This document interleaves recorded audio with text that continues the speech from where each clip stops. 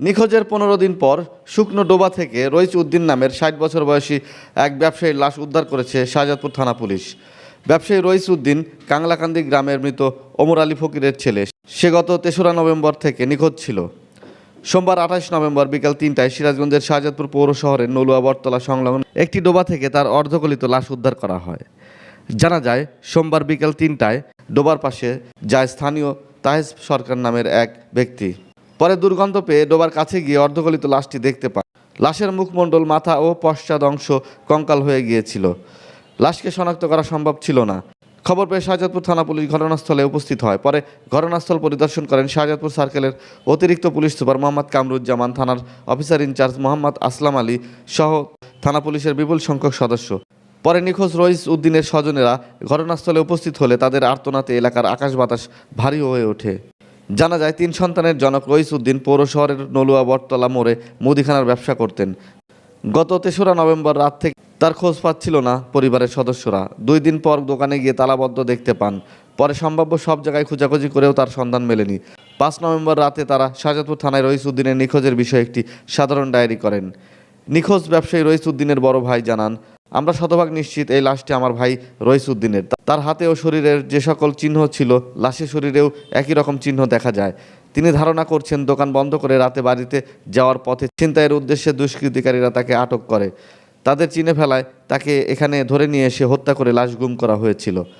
পরিবারের অন্যান্য সদস্যরা জানায়, রইচ উদ্দিনের কারোর সাথে কোনো বিরোধ ছিল না। নলুয়া এলাকার বখাটে নেশাগ্রস্ত কিছু যুবক ইতিপূর্বে 3 দফায় রইচ উদ্দিনের দোকানে চুরি করেছিল। সে এলাকার নেশাগ্রস্ত ও চোরদের উৎপাতে শঙ্কিত ছিল। তারাই টাকার জন্য তাকে নির্জন স্থানে ধরে এনে হত্যার পর ডোবার পানিতে ডুবিয়ে দেয়। তারা হত্যাকারীদের দ্রুত গ্রেপ্তার করে দৃষ্টান্তমূলক শাস্তি দাবি করেন। রাজীব আহমেদ রাসেল, প্রত্যাশা নিউজ, শাহজাদপুর, সিরাজগঞ্জ।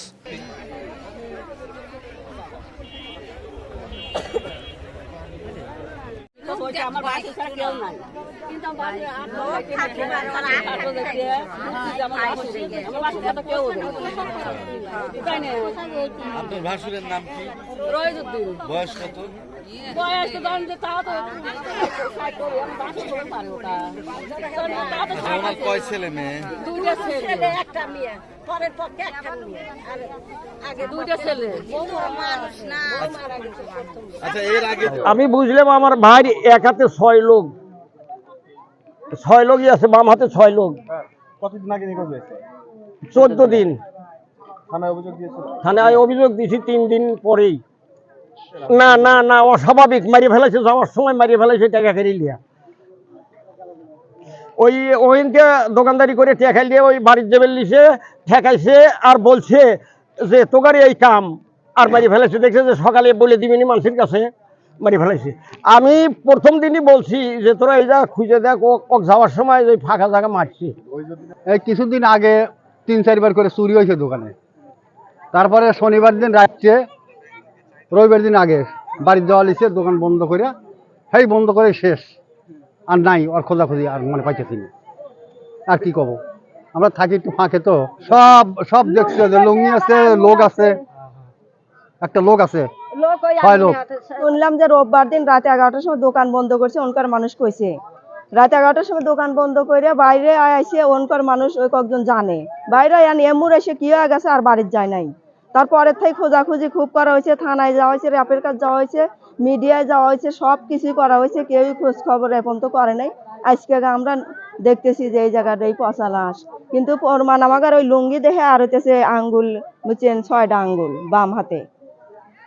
আপনার নাম কি? রাশিদা। আপনার কি হয়? আমার বোনের ভাই।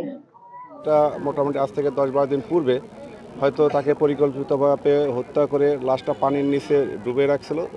আর এই পানি শুকিয়ে যাওয়ার পরে যখন ডেড বডিটা বাইর হয়েছে, তখন আসলে পুরা ডিকম্পোস্ট। প্রাথমিকভাবে আমরা এর পরিচয় নিয়ে একটু সন্দেহ থাকলে পরবর্তীতে তার ভাই তার হাতের বাম হাতে 6টা আঙ্গুল এবং তার পরনের লুঙ্গি দেখে প্রাথমিকভাবে শনাক্ত করছে তার ভাইয়ের লাশ। তারপরেও আমরা ডিএনএ স্যাম্পল কালেকশন করতেছি, করে রাখবো তার পরিচয়টা কনফার্ম করার জন্য।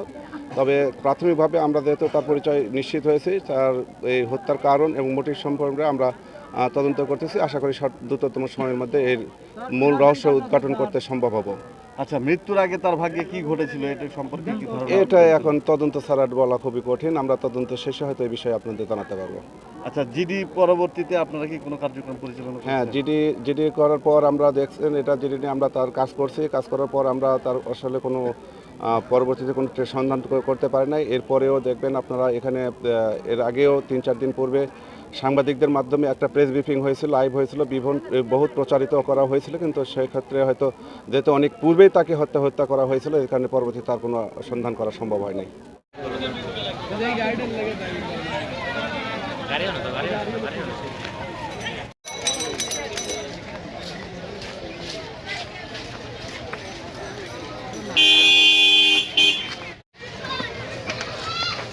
এই শালপাল এই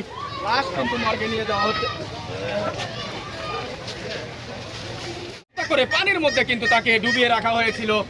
আপনারা দেখতে পাচ্ছেন নিহত রইছ উদ্দিনের লাশ, যেটি নিয়ে যাওয়া হচ্ছে নিয়ে যাচ্ছে শাহজাদপুর থানা পুলিশ।